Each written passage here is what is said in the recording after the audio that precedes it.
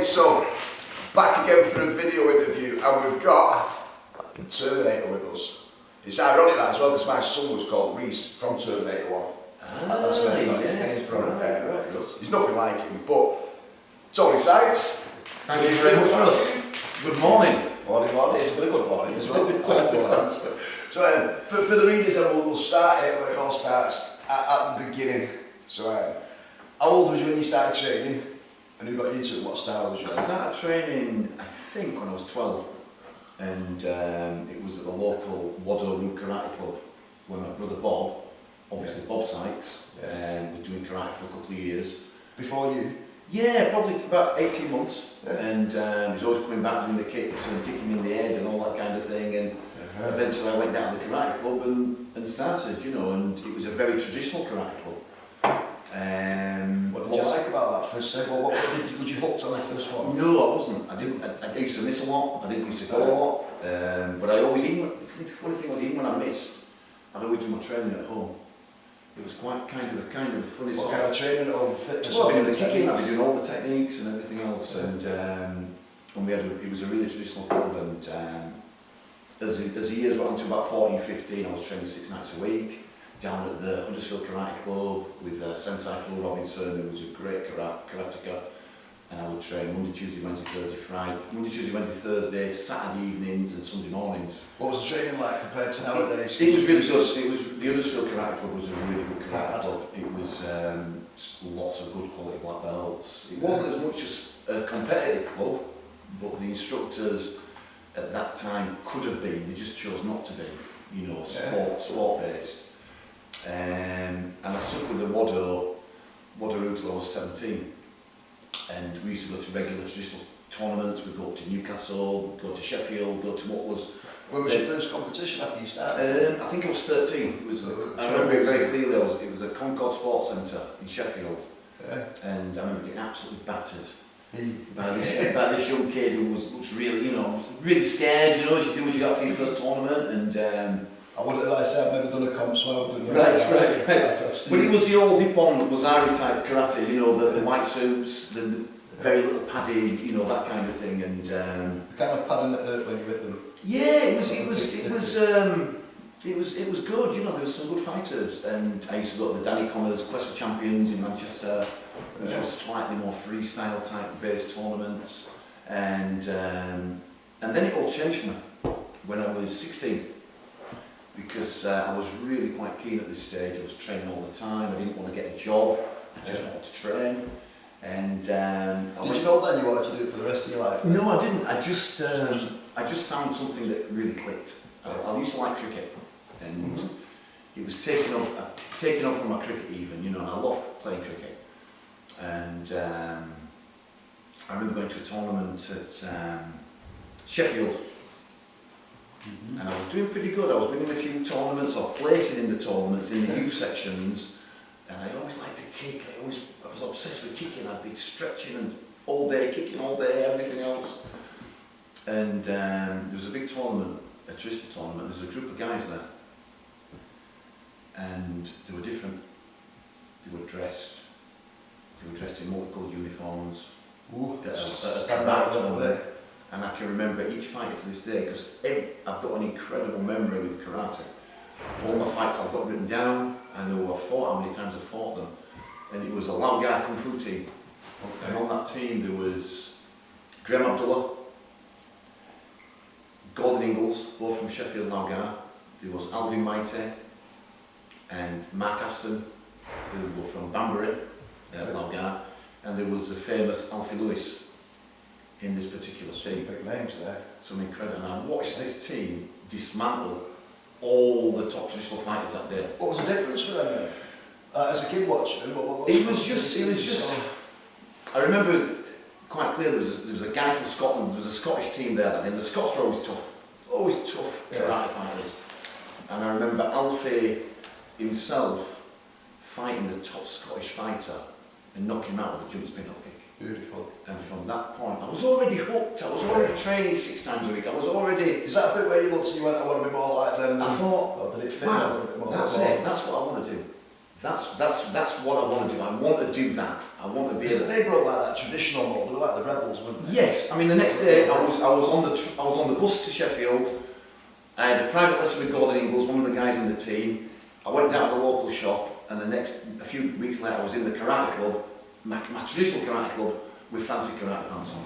And it was like, what are you doing? You're not allowed to do that. You can't wear these kickboxing pants, But that was it. I was hooked at that point, and from that point onwards, I've been hooked ever since.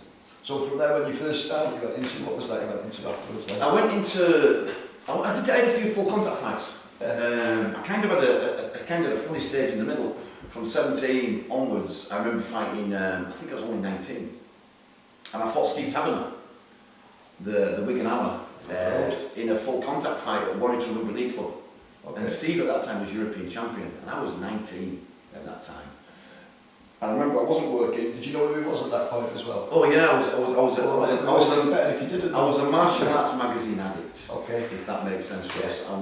Yes. I would read magazines 5 times over. I knew which tournament, who placed in that tournament, where he came from, who he was, without even knowing them. It was quite incredible how almost obsessed I was in at that particular time. And Steve Taberner was a big name. He'd beaten the late Steve Babs, rest in peace, and he was a legend. And it was funny, I bumped into a promoter. I don't know how I bumped into him, in a cafe. Yeah. And I kind of bullshitted my way into the fight, and I said, I've done this, I've done that. I'd only done a few karate tournaments, I'd never fought kickboxing before. But he'd offered me £100 and I was unemployed. But when?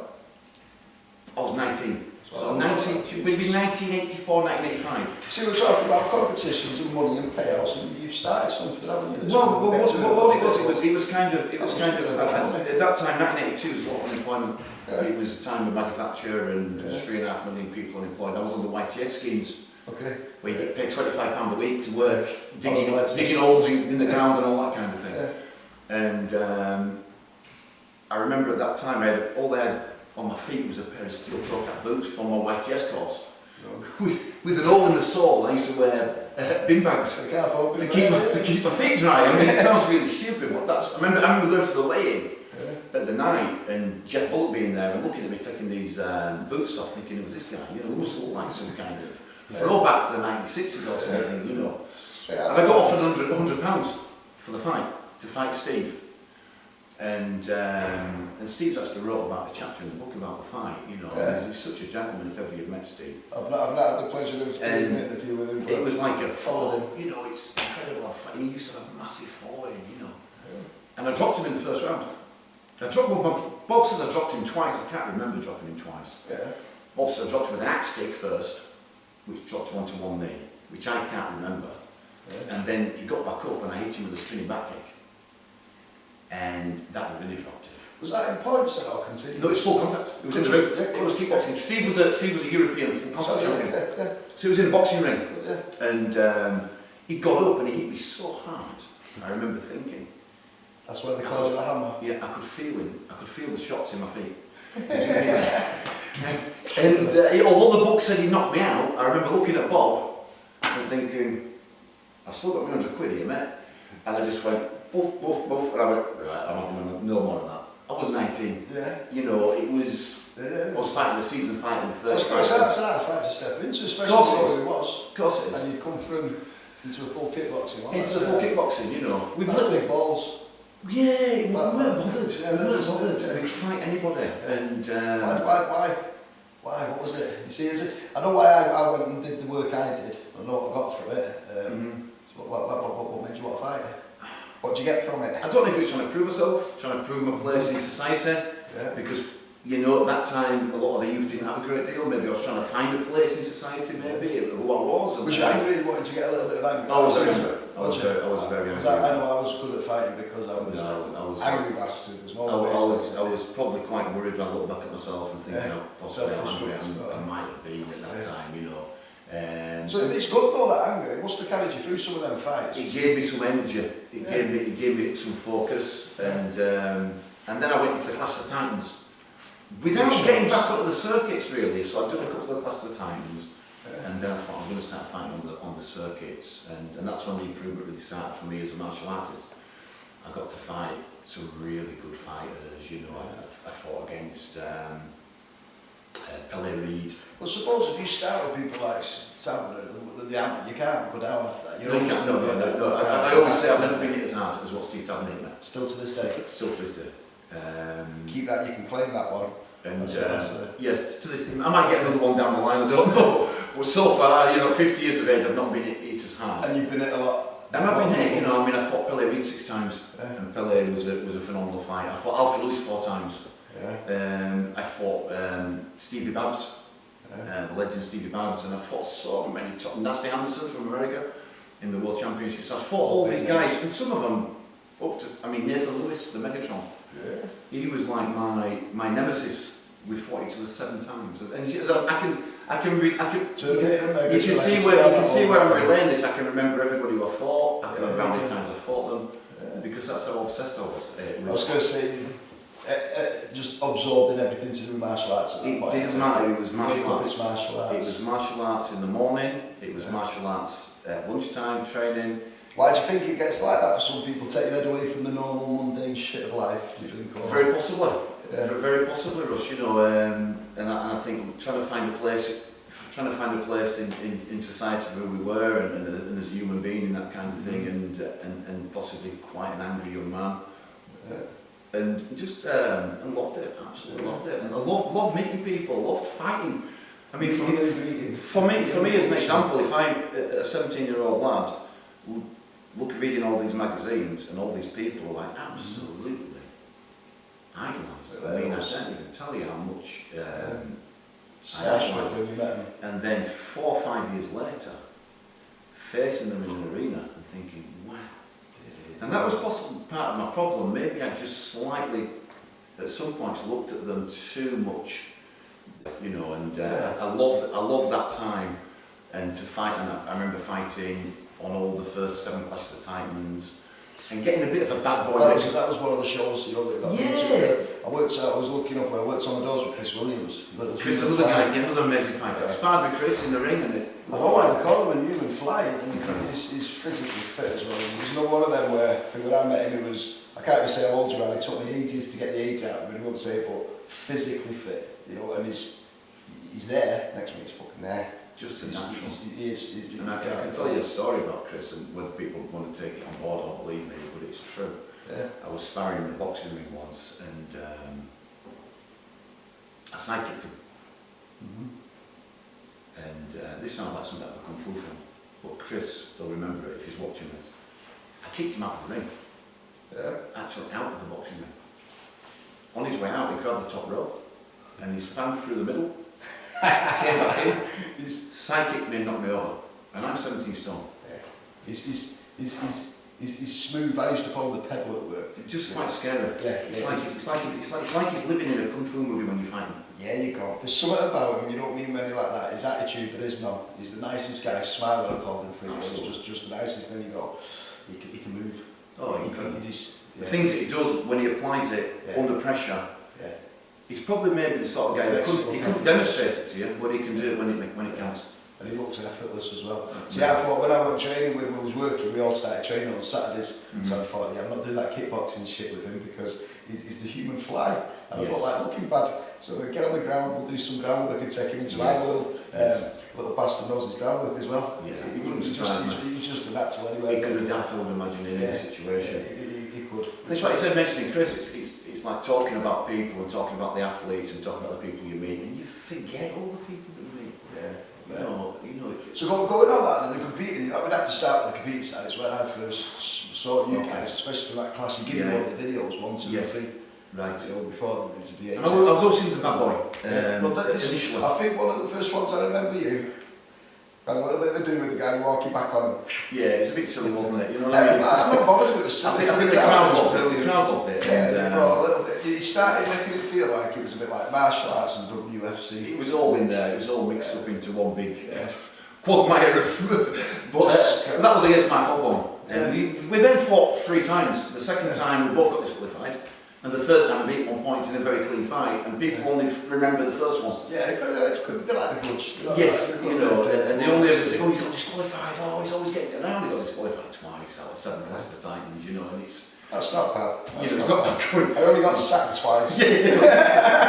But people will remember that. They say, oh, you know, and this, but like. But if I look back and watch them all, and then the two that stick out, and things like that. Yeah, they stand out, don't they? They stand out, and people remember those kind of instances and things. Yeah, But, so how long did you compete for then? I competed for. I started at 13, and then did a little bit of the full contact. Ended up fighting Richard Vince after a clash of titans and altercation we had on the mat. And I got knocked out against Richard in Norwich in a full contact match. Had a couple more full contact fights, and but I used to love, although some people might not see it as fight, I used to love the point fighting. I used to absolutely love it, and it wasn't just the fighting; it was just the people you'd meet, and the circuit. It was such a, at that time it was so vibrant. It was, you'd get on a matted area, you'd have 30 guys in your category. What's it like now? Well, It's so many different comps, I guess. Then. So back then, there wasn't as many competitions. I'll take it. Possibly not as many. There was like the Martial Arts Illustrated series. There was the FSK series. You'd have things like the Combat Open Championships and things like that. Names. But everybody would go to the tournament. So you'd go on an area and you'd say, okay, there's Pele Reid there. There's Alfie Lewis there. Do you think back then, because I know like in the sport world, as I say, sometimes it's a bit campy, but people have to protect what they've got. So yes, yeah. But back in your day, was it, you know, if you've got someone like them over there, do you want to fight them or do you want to avoid them? That's the whole I point. was going to say the whole bit. That was the whole point. That was the whole point. I mean, I fought Pele 6 times. Yeah. He beat me 4, I beat him twice. I fought Nathan 7 times, he beat me 4 times, I beat him 3 times. Yeah. I fought Alfie 4 times, he beat me 4 times. Yeah. You know, I remember. What's I forgot to the others, what was this special? Well, he's on a different level. Yeah, because he's like, you know, He's on a different level. He's tied everything. He's psychologically, that's where most of the edges. The edge of the psychology, everything, you know. I mean, I always remember fighting in the Kumite in the semi-finals. I'd just beaten 3 fighters, and one of them was Willie Thomas, who was the World Pro champion. Yeah. And Willie had been beating everybody, and I came out to fight him, and the fight went into slow motion. During the fight, it was like really bizarre. Thinking, wow, this is ninja stuff. You know, I've got this great karate fighter in front of me. He just beat Peter Edwards, who was a wacko world champion. Yeah. And I beat him quite easily. And I thought, I'll get Alfie in the next round. And the most bizarre thing, I'm fighting Alfie Lewis in the semi-finals, and his cornerman was Frank Lynch. Again, another man who's just recently passed away. And these guys, when I was 13, 14, I used to have the poster on the bedroom wall. Yeah. And I'm fighting one of them, and in his corner was the other one. These guys. That's the data of that. You know, it's like it's incredible. You know, for me at that time, people don't grasp what I'm saying. Yeah. But for a personal thing for I me. suppose for you know, if you go into boxing and stuff, it'd be like someone had the chance to get in the ring with Muhammad Ali, wouldn't they? You know, and they were. These guys were, and they had that flamboyancy, and they had that ability. Yeah. And well, then I go back to where I said earlier. Maybe you get to that point where you just slightly. You can be too much in that place. But that's where I was, and that's how it was at that time. So how did you stop then?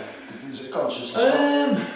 Yeah, I think I went into that. I probably stopped too early. I think I finished too early, but it was that kind of a thing that I felt like the mask dropped on some things.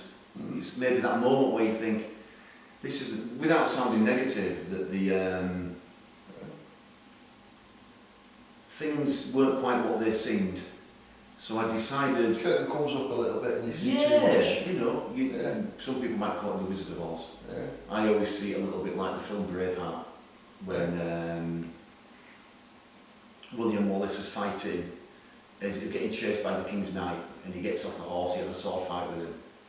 And the King's Knight, defeats the King's Knight, and when he takes the helmet off of the King, he sees it's his buddy.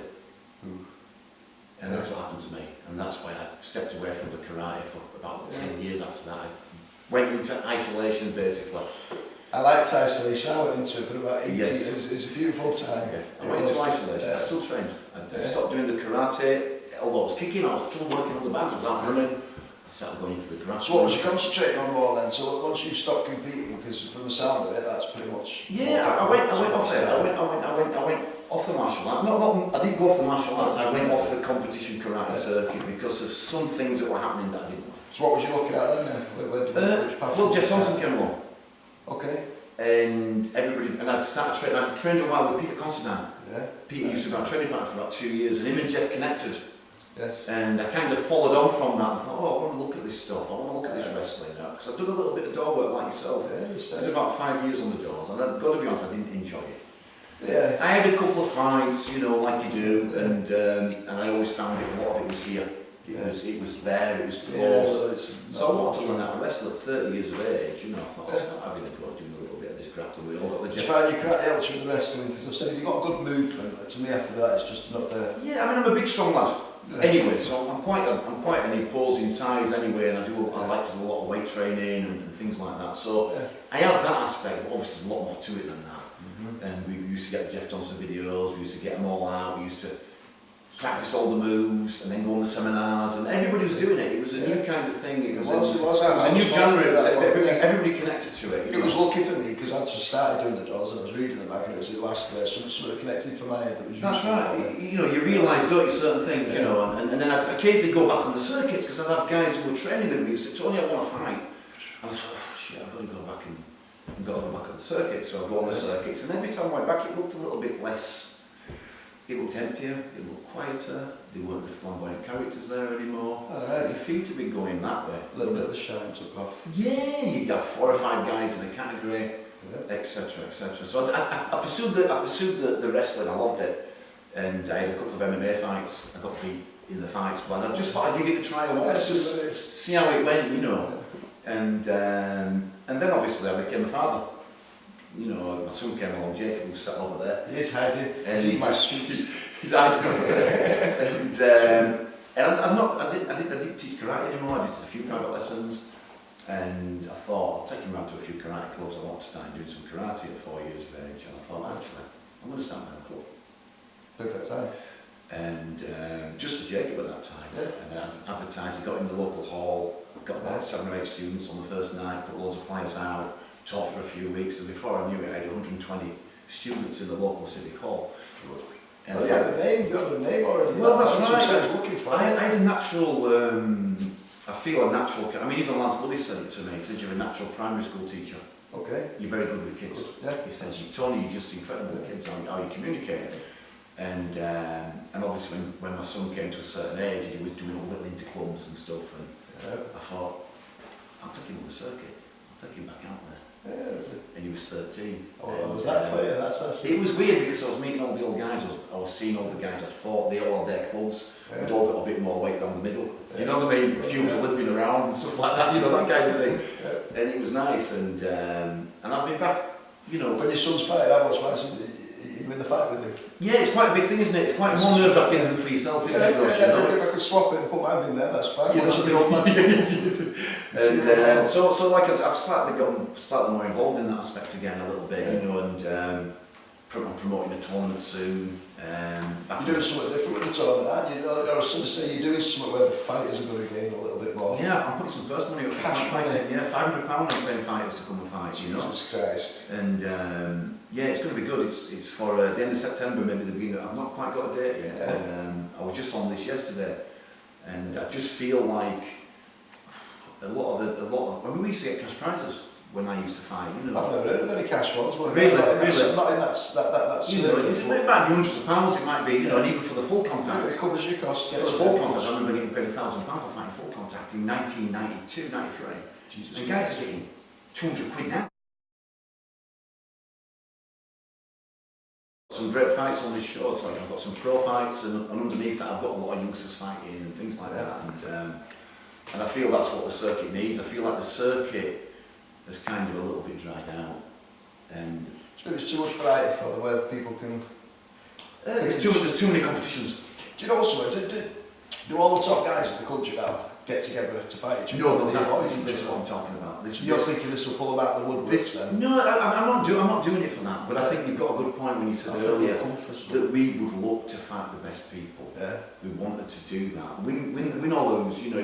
To me, it wasn't about that. Okay, everybody wants to win. Yeah. But being able to say you stood there and did it, you can still have that story today. You want to fight the good guys, and I think today a lot of people, they want to get a title, but they want to avoid the guys oh, I'm world champion, but I don't want to fight him or him. Yeah. And I'm thinking, Selective champion. yeah, you know, and I think I mean, that's a shame. You've got to kind of look after your fight. If he's new to the circuit, Yes. you're not going to throw him to the lion's den. Well, absolutely, you've got to have some process of developing up to a point. So how do you do that with your son then, so you're getting him ready? You know, how do you get that nice balance where you're not going to make him soft by giving him easy fights and you're not going to throw him in the lion's den? Well, first of all, when he was a certain age, I put him into boxing. Okay. Doing the amateur boxing because I thought that will give him an edge, which he got from that. And yeah, we go around. We've got different places to try and find the good fighters. Yeah. Well, we'll find him because, like I said, he's sat over there patiently waiting, and we will get him on a little bit in this interview. But he's also got to take your place, hasn't he, on the Star Reasonably Priced Glove, the competition. So yes. We'll see what his boxing's like and whether he can beat people like the Bowles. We've got all the scores there. Well, so he should beat Chris You're Bauer. going to be buying that machine. He should beat Chris Bauer, shouldn't he? Yeah. Well, if not, it'll live with you forever. I mean, at the moment, as I say, Russ, I wouldn't mind having a go, but as you know, you are just. I've just had a hip replacement, my second hip replacement. Post stop. So I'm kind of 3 weeks, I'm walking around, but if I whack that ball, I don't want to break your machine. Yeah. And I don't want to fuck my sticks up again. Yeah, okay. Well, going back to where I feel that maybe there is too many competitions and there is too many segmented champions. I think that's just the way either the sport's going, or, dare I say, the way it suits particular organisations, which is a shame. Everyone wants to be a winner. Or even the promoters. Maybe it suits promoters that it's that way. So I thought, actually, I'm going to put a show on. I'm going to put some money out for the fighters. I've got four pro fighters on it. They're all getting paid £500. That's good. Which other point fighting promoters doing that at the moment? I know none. Okay. I know none. See, I'm going to brush up on my point fighting skills. I don't mind getting battered for 500 quid. We don't want to watch you. You know what I mean? Good fighters, good quality fighters, clean fighters, you know, and that kind of thing. So. See, sometimes when it comes to point fighting, I said, I just want this point fight. Everything's got a place. Yes. Nothing works and everything works depending on who's I love the point fighting. When I see exactly, I say, listen to the grind is what I didn't like the slight lack of contact in the way we would put it. For counter-attackers and speed, there's no one quicker than a point fighter. The full contact is different. You get hurt, and it does hurt. You get to chew in for a bit, you get to put It's a different thing. Getting in the ring, it's a bit different. It feels different. The edge is different, and the point fighting, you know, it's if it's effective, and if you train it, and you take it. I was never. Well, this one's meant to be just technical. I was never the best point fighter, Russ, and I never claimed to be nowhere near. There's so many better fighters than me. Yeah. But I trained it and I made it effective. And if I ever, without I know your game, self-defence street, and I have had a few altercations, and the point fighting's worked for me. I've swept people on the street, I've knocked people out with head kicks on the street. I think when it comes, if I watch your point fighting back in the day, and you see people like yourself and Sykes and Bob and Alfie nailing something, you go, that fucking hurt that. Yes, yeah. But some of the comps you go to now, and they let these little back fist things flick I don't understand this back fist to the body stuff. Which comes to where I said, the perception of martial arts to the outside public to reality, no, different. And I think that could be something that's hurting the perception, which could stop people training, especially if I was on a council estate, you know, when I was brought up, and we scrap. And then you watch that and just naturally go, I've never had a fight that looks like that. You know, so that's why I used to say, a lot of the council kids are where we grew up from, boxing. Because it was just so blatantly obvious that was effective. But I think if the points fighting went back to solid contact, you know, and you can see that respectful, solid contact. I totally agree with you. Because it looked painful when you guys did it. Sometimes I watch it now and you think, you know, I put my little girl. Well, I remember fighting Pelly Reid in Manchester at the FSKs, and the areas were so busy and they were so packed. You'd have people around the areas that were like so-and-so fighting so-and-so. Everybody's swamped. It was like a school. There's still comps now, though, isn't there, that keeps that standard? Kind of. I mean, it was like being at school when they said fight, fight, and everybody crowded. So everybody's crowded around the mat, and I'm fighting Pelly, and he hits me. I remember Chris Williams having this on video. I don't know if he's still got the video with a roundhouse kick, but his kicks were so fast I didn't see the kick, and he hit me on the side of the head, and I actually felt like my head was split in the middle. But I thought somebody punched me from the crowd. Well, I was fighting for whatever reason. So I turned, I'm a little bit wobbly, the referee's awarding the point to Pelly for the head kick, Yeah. And I go into the crowd to look who's actually just hitting with the right cross. Beautiful. So I'm searching the crowd, I'm a little bit dizzy, and I'm thinking, actually, no, Pelly's just hitting with the roundhouse kick, he's giving him 3 points for that kick. So it was that kind of thing, you got hit by them guys, and you felt it. Yeah. You know it. You see, there's some comps now, there's some teams out there where I could watch it, and then there's others where I could quite easily turn it off. I totally agree with you. I'm bang on the yeah. That's why I think with point fighting, you've got the eye skill to make it work, to make it yes, work. it's a skill. It's a skill it is. Yes, it is. So it's what I'm saying, I had to train someone to get involved in a fight, and you know, I had 3 months with him, I'd stick him in more towards the continues, but I had more time with him, I'd go down that road. And I used to do the continuous on the clash and the tournaments, and I think with the actual tournament circuits is that I think point fighters should at least once have a go at full contact. Yeah. At least once. Yeah. You know, whether you don't want to put a career in it, at least once either have a boxing match, have a full contact fight, just to see where you are and just to see what your condition is like. And I think that can kind of open your eyes a little bit and just give you a bit more of a base of where you are. You see, when Zach was starting the comps, and I said, don't go down the door road, mate. It's not the same anymore. You'd have to do 15 years before you come out of my shadow. Go do the comps, but what kind of comps? So we didn't know at first. So it's decided, let's go do the karate runs, do the kickboxing, continuous. He kind of suits that continuous one, but he wants MMA now. Right, so there you go. I think by the end of that, we'll have been 3 years, and he makes his decision on which one you want to go in. Let's do the best we can in that. But again, I've advised him, I don't know this is where it might work with your kid, I've advised him not to fight till he's 30, 40, 50. You know, I don't see any point in getting punched in the head. No, I think that can be a problem. You know, too much fighting, too much contact, maybe. So what's when you've got your young lad out fighting, how are you going to kind of steer that or advise him? Well, I said to Jake, if he wants to go into the contact side, to go into boxing. Yeah. Personally, that's my own, as I've viewed it. I've had guys, my students who fought MMA, I've had my students and myself who's fought kickboxing, and I've done a little bit of MMA, not successfully. And I would imagine if you want to look where the fighters are probably better looked after, you've got the regular brain scans, etc. I was just thinking that he's getting punched in the head, are they? But you're right. Yeah, if somebody gets knocked out, they're not allowed to fight for 6 months. Whereas in MMA, you'll see them fighting on one show, getting knocked out, and then the week after, in kickboxing, fighting the week after. No stringent rules. You see that there is a few myths. When I say myths, the public's perception to that, you know, one of them is that it makes you healthy for the rest of your life. I'm broke. You know, you've just come off a hip hop. Well, I've had this one done. So I mean, for the edit captains, do you train your guys differently to how you used to be trained years ago? Yeah, I don't let that. Bear in mind. I think if I use Jacob as an example, my son, he doesn't overtrain. I used to train twice a day, every day. And people can't believe how little Jacob trained. I tell them he doesn't, and they go, how come he's beating that guy? How come he's beating that guy? How come he's beating that guy? I've even been accused of being a Mac Dojo because he doesn't train that much. But he beats guys, you know, and he trains twice a week. Train intelligently. He trains twice a week martial arts, he trains twice a week on conditioning, so 4 times a week.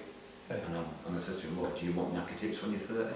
This is it. This is where we've started to look at it. I think the stuff we did is good for our heads, but we're broke. So, you know, like I say, I feel great now. I've got new hips, but I've had to go through 5, 6, 7 years wobbling around, and a lot of the guys have as well. It's not just me, you know. So, what do you think the standards now? I think there's some really good fighters. I think there's some fantastic. I think the Irish have got some great fighters. I think there's some great European fighters, American fighters, and there's some really good British fighters. Has the standard gone up, or is it still the same as it used to be? I don't think the standard's as high, but I would say that, wouldn't I? I think the kids is higher. I think the children's standard's higher. Right, so what you've got it's what you're waiting for, it's to start in a reasonably priced glove, so I'll hand you over to Tony. Well, I've been asked by Russ to hit this. I normally do it at Blackpool every time we go, but as you can see, I've just recovered from my op and I don't want to split my stitches, and I don't want Chris Boyd to beat me either. So I'm going to put young Jacob in there who's going to take my place for today, so I'll hand it over to you, Jake. Gives a good idea this as well, if he's going to put his son in. Chris, why don't you get your son to have a stand in for you? If he beats you, nobody knows if he will. 799 for you, Chris. So 6 shots. Take your bang when you're ready. Run it up. And then press the button for the score first. Get in.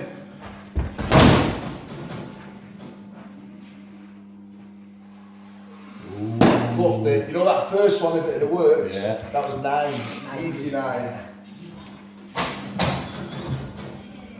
Number 2. Oh, no, that's a bit easy. Chris, you're gone.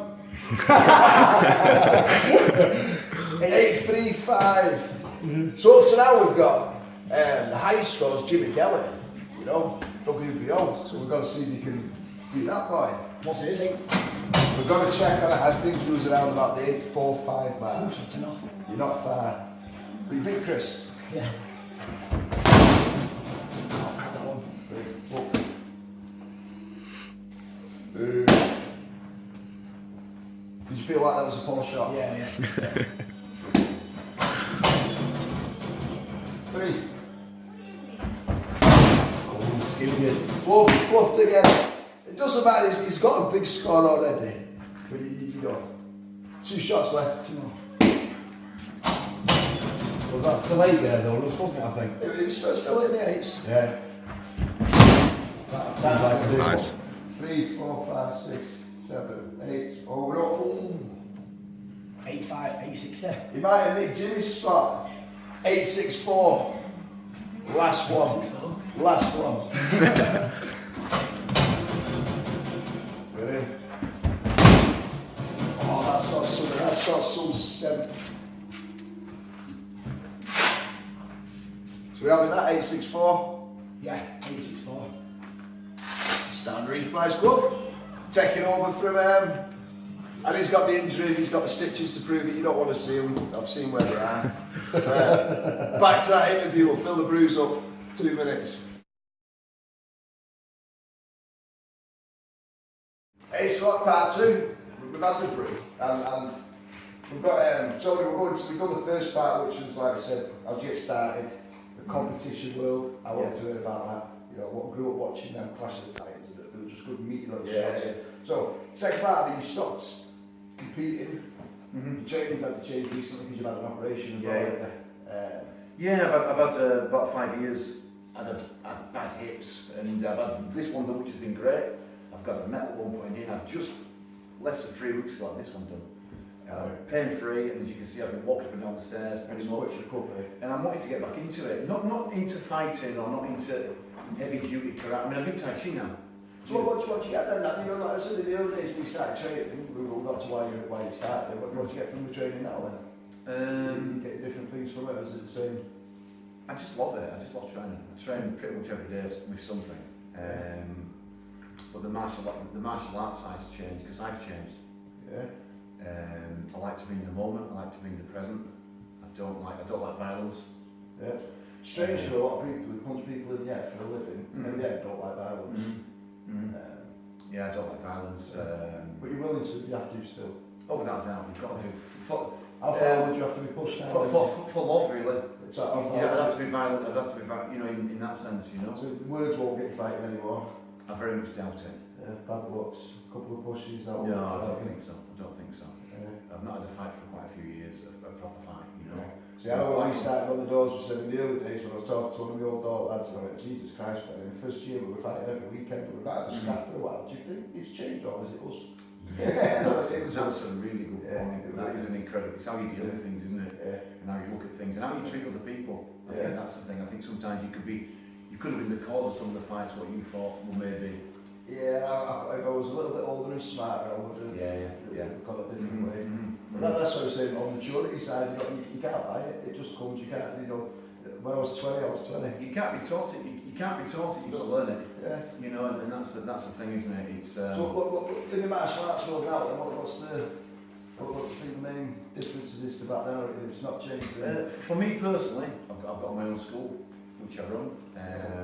Successful school, good. Yeah, it's a great school. I've got some great parents, some great kids, I've got a couple of really good fighters. I've got Jacob and I've got a lad called Danny. Is the school based on fighting then? So you know, No, we don't. I don't take the kids on the. I take about a handful of kids on the circuits to fight, and I've got Danny and Jacob, my adults, who fight at world level, really, to be fair.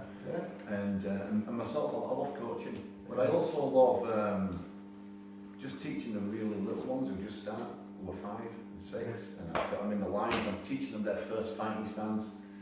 So it's going right back to the beginning, you know, and I love that. And you'll have something like I was saying when we was training with Rick Young on the weekend up in Scotland. And like I said, that when he shows you a choke, the good thing I like about it is he's got a story behind that choke. He's amazing. I've trained with Rick, I've grappled with Rick. Well, then when you teach your guys, no matter what technique you show them, you've got a story behind it. I do like to do that. I do like to tell stories. I think the history, I love it, yeah. Because I think it's maybe something that's been lost. Yeah.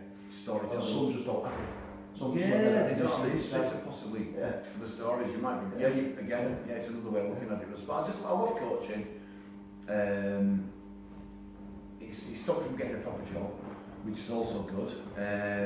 Proper jobs. That's right. You know, and it's given me the opportunity to develop myself. You know, me teaching different people. I've got parents who come to the club of doctors. I've got parents who come to the club who are unemployed. I've got different cross section of people at the club. And I love going to the tournaments. I love watching my lads fight and coaching the fighters, as well as just coaching the kids who want to get a bit of confidence or get fit or lose a bit of weight.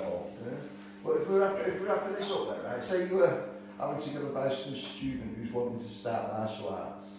What advice would you give them? Obviously, it's the reasons for what it's got to work. It's got to be something. It's got to be something first and foremost that's going to work. If you get into a situation, and I always say to my kids that, or I always feel regarding the kids at my club, that if I watch the confidence grow, the bully types will see that, almost subliminally, subconsciously, they'll switch into that confidence and they'll keep out of the way. So the first thing most bullies want to fight when they know they can win, don't they?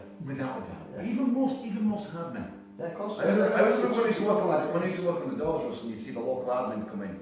They'd all give each other the knuckle touch because they never want to fight each other. There you go. Do you know what I mean by that? And I was just saying as well, when I used to see the big bad lads that working with boys hanging, and I go, well, technically, I don't think he's had a fight. I think he's just battered people who are too scared to fight back. That's exactly it, and that is a lot of what's gone on with that kind of thing.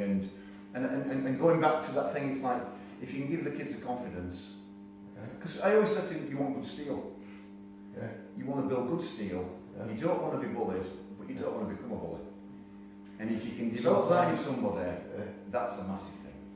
So how would you know a good club to a bad club? You know, like if you're a parent and you're taking a kid.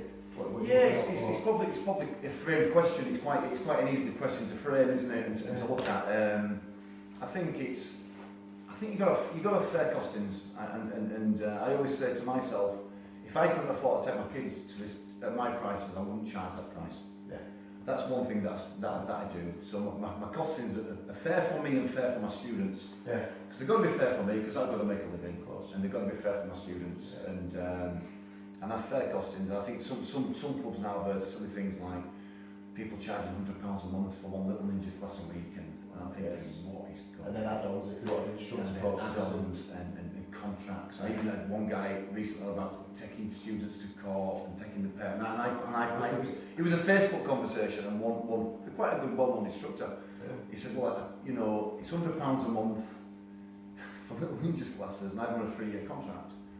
And then they pack in, I'm taking them through the course. I said, well, what happens if the dad loses a job and he says he's got to get another one? So it was that kind of a conversation.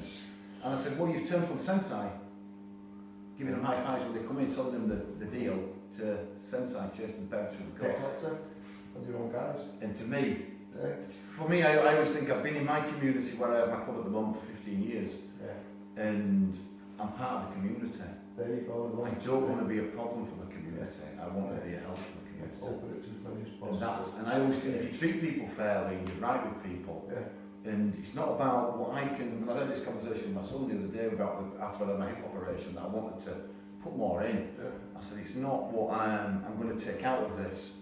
It's what I'm going to put into this. Load the scales in your favour. And that's what I'm going to do. And that's my. I'm hoping that's my new philosophy. What I'm going to put into things rather than what I'm going to take out of things. So as an instructor, you got some advice for instructors? Say a brand new guy starting out, who could be influenced from a million miles ago. He can look over and see the goal that someone driving a car, and he can hit that road quite easy. Or don't rush people. Don't rush people, and don't. I see a lot of parents and they're rushing the kids to be this, and this, and this, and I think you've got to take your time with kids, and you've got to realise that the kids, you know, and if it's an adult student, you know, are they in shape? Help them get into shape first. And What's the main thing you teach them? Because it's not a technique, is it really? Because no, it's, I mean, it is to a degree. You've got to get that. I always got to get that's basic. the art side. But if you've got judo, you've got karate, you've got jiu-jitsu, and all the students are getting the benefits, it can't be about the technique because they're not kicking, they're not punching. That's right. That's right. So what's the main thing instructors really instill into students? I think it's I think respect's a big part of it. Setting by example. Yeah, setting an example, you know, and like I say, building good students, you know, I always say, good steel, you know, and that's the key. And if you can get somebody, I mean, I've got kids who've been with me from 5 years of age. I've gone all the way through the school, then gone to university, and I've lost them, and then done a 5-year uni course, and they've come back to train as adults. I'm just getting now. Some of the guys that train, the kids are coming in. Bloody hell. That's brilliant. That's great. And I get that a lot. My son, bringing my son along. And the weird thing is, some people have brought their son along and they've taken them out because I'm not the Tony they remembered. They want a different Tony. Yeah. Okay. And I picked that up on them straight away. I've gone, oh, they want the different Tony. They want the old Tony. So alright, this will be a good place to finish this off then. Yeah. So what's the differences? In other words, who was Tony at 20? Exactly. I'm not the same Tony. What was you like then? Quite angry. Face, strong. Obviously, quite. I hate to say quite hard upbringing because so many people have much harder upbringing. As an example, I lost my mother when I was 6 years of age. That's quite hard, you know. And so I think I carried that anger through quite a long time. And when did you get rid of that? Did you know I didn't drop till I was about 30.